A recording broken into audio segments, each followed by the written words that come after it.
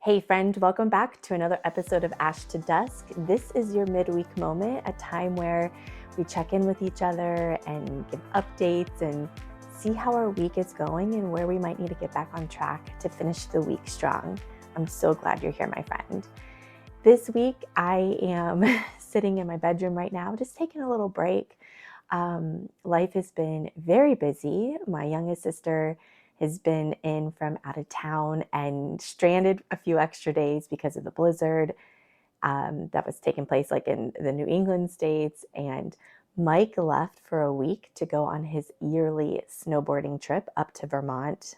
Well, they don't always go to Vermont, but last couple of years they've been loving it there. So he's gone for the week, and it has been a busy work week as usual. And I feel like I'm still kind of bouncing back from my time away in Alabama, and just all of the things. And I don't know, today I wanted to share something with you, kind of personal, and not that I don't usually, but I woke up in the middle of the night the other night.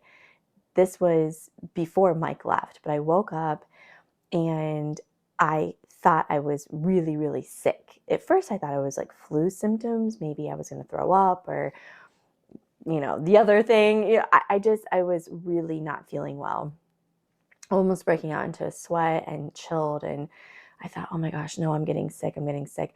But my arm was numb, my face was numb, and my heart was starting to race. And I was like, oh no, this is a panic attack. And I haven't had a panic attack in a long time. That's not something that's normal for me anymore. It used to be something that would occur very often. And now I can recognize it, and I know some tips and tricks of like how to get through it. But it was the first one I had in quite some time. And especially just being like it in the middle of the night, that really is not normal for me. And I kind of got mad about it at first, because do you ever feel like you want to overcome something so badly? And maybe it's your anxiety, or maybe you have ADHD and you are trying so hard to be better at making your appointments and following through on things, or whatever your struggle is, you just want to overcome it. And when you don't overcome it, or you thought you have, and then you don't, you kind of just go back to a place of being I'm honestly sad, but just thinking like, gosh, there's something wrong with me, and why can't I get this figured out? And I went there for a moment. I did. I was beating myself up. I'm like, what's going on? And I honestly couldn't even really identify why that was happening, and especially in the middle of the night. And I just want to talk with you about that for a minute, because the thing is life can feel so great, and at the same time you're suppressing things that are bothering you, that are worrying you. But because you are either a high achiever, or you're high functioning anxiety, many of you have that. And on the outside looking in, it looks like you have everything together, but on the inside you are secretly worrying about the next thing, or how you're going to get something done, or somebody's going to find out something, or whatever it might be for you. You're good at hiding it, but the thing is your body can only handle so much of that. And for me, I'm like, what the heck is going on? Yes, Mike's leaving, but I'm used to Mike going on his trip and being at home with the boys and myself. So I didn't really think it was that. And this is contract season at work. I call it contract season. That just means that we are going through any of our school partners that are up for a renewal. And, you often wonder, oh my gosh, is somebody going to be ready to just fly on their own now without us, or reduce services or add services, or you're kind of just like in this unknown territory for a moment.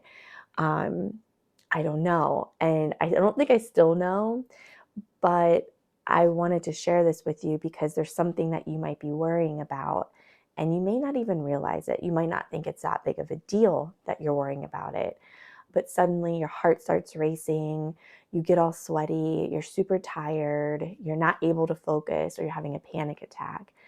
And I want to remind you, as much as I'm reminding myself of this, it's your body's way of just saying, hey, it's time to slow up and let's readjust here and let's pay attention to this. Like, this is a thing that we need to solve. I feel that it's really important for me to share these things with you because I am always sharing about my life and the highs and all the awesome things that are happening. I've also shared a lot of my lows. But the reality is I can have an awesome few years. I mean, I haven't had a panic attack. Honestly, it's been, I actually, I can't tell you. I don't remember. And it was probably the last time I shared it with you, or flying or something. But I wanted to share that because, I really am enjoying my life. There are a lot of great things happening, but my body is wired a certain way. It just is. Your body is wired that way. A lot of our childhood also has programmed us. And so, without being very intentional about our thought process and how we are managing our time and our thoughts, it really matters. And I also want to tell you to give yourself some grace when something happens like that and you have to take a few steps back. So the other night when I woke up, Mike, I thought I was having a heart attack. Honestly, like at first I was like, oh gosh, I'm having a heart attack. Maybe it's the flu. I realized it was a panic attack. I was embarrassed. I didn't want to have to say that to Mike, like, hey, something's really wrong and I'm going to go downstairs, but if I don't come back up, you better come check on me.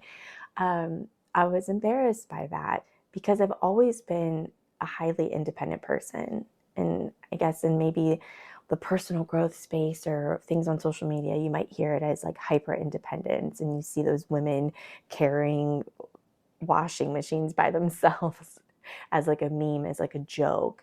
But it's really, yes, you need to have fun with it and joke around, but it really isn't that funny because we have had to rely only on ourselves because we knew that we were the only ones that we could truly trust. And that is something that is built from childhood that you carry with you into adulthood. And no matter the therapy, and I've shared that with you, I've been in therapy for 9.5 years. This November will be 10 years. And so no matter the amount of therapy that I do or anything else, I still have moments where I might slip into panic or be worried and anxious or even fall into a little bit of depression. I deal with that once in a while, but more so mine is the anxiety piece.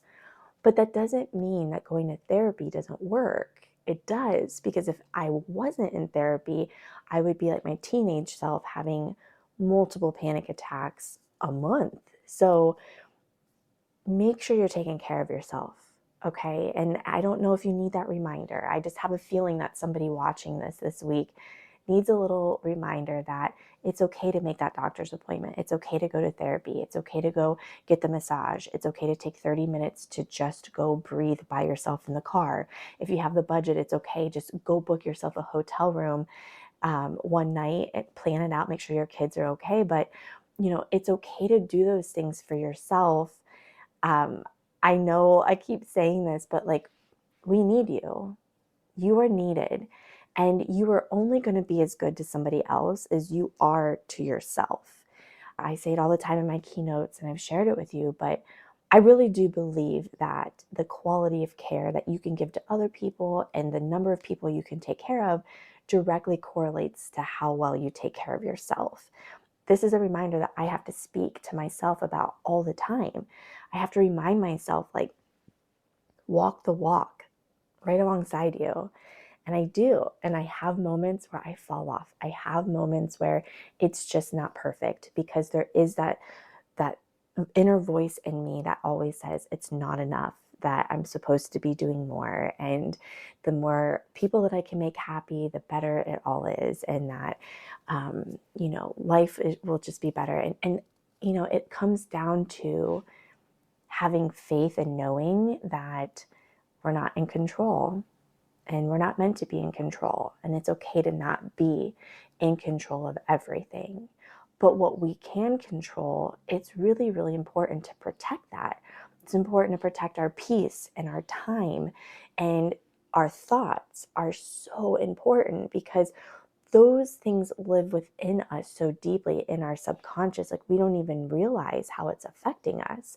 And even like social media, we've been talking about that. Like, what do I do with social media? And is it time to take a break from that and just really service my email list? I go back and forth, and it doesn't have to always be an all or nothing approach. And I oftentimes do that, but it's just set boundaries around the things that we can control.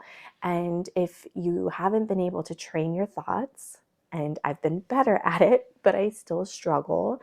If you haven't been able to control those a little bit better, then just start with that. Start practicing, but don't let all of those negative thoughts sit there. And taking back your power and start making some decisions. The number one thing I said this year was CEO energy. I did a whole podcast episode on it, that I didn't really choose a word for the year or anything. It was just more of like a statement.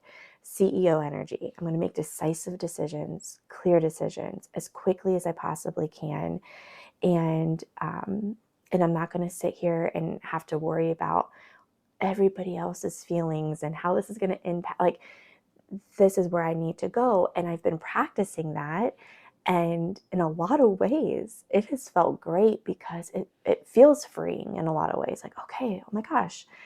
But then at the same time, because I'm not used to it and I'm still practicing that, it also makes me uncomfortable. And I think that as I'm practicing that subconsciously, I'm starting to feel I'm very anxious at the same time.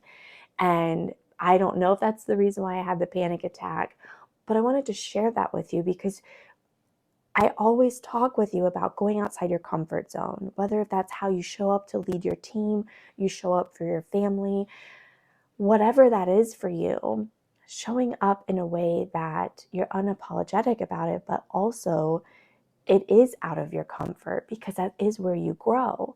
But it doesn't mean it's going to be easy. So while I sit here and share with you about go outside your comfort zone, you can do anything, you could be anything you want to be. And I honestly do believe that.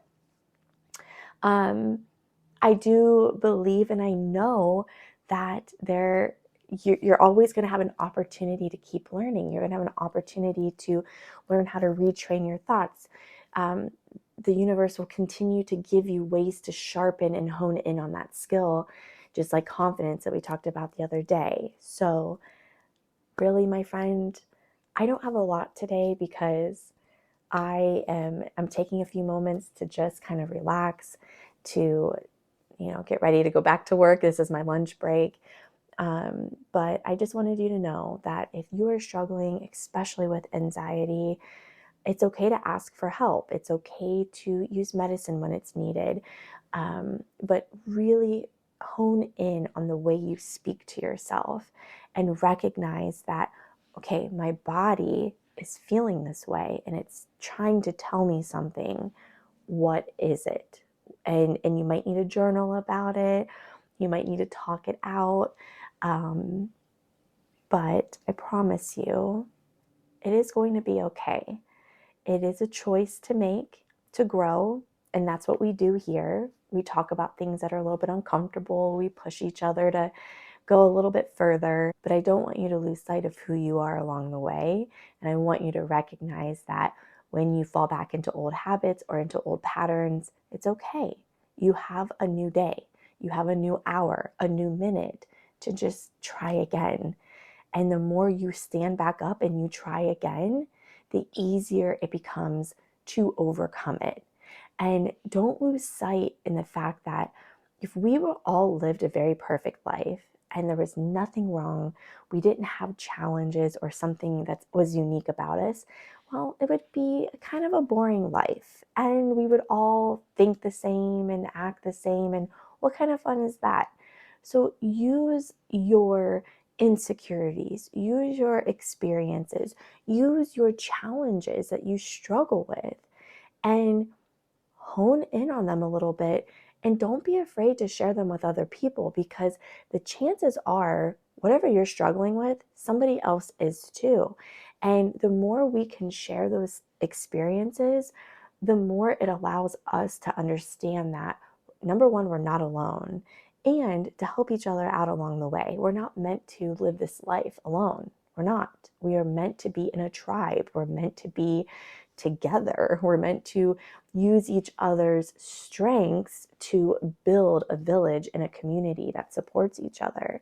We just all lost sight of that along the way. We're so afraid to go outside and talk to neighbors because we don't know if someone's going to go off the handle or if they're going to have a gun. We don't let our kids go to neighbors' houses or sleepovers. I mean, we've gotten so far away from building a community, and that's what we need. We need that for when we have times like this, or like times like I had when, you have a panic attack or something comes up. So, all right, my friend, thank you so much for being here this week. We're almost there. Springtime is almost here, and it's going to be a great year ahead. But remember, you got to talk good to yourself, love on yourself. Building trust in a relationship with other people is the same thing for you. You're only going to start trusting that intuition and your confidence, your gut. You're only going to get there the more you practice. So, all right, my friend, until we meet again, keep your light burning from ash to dust.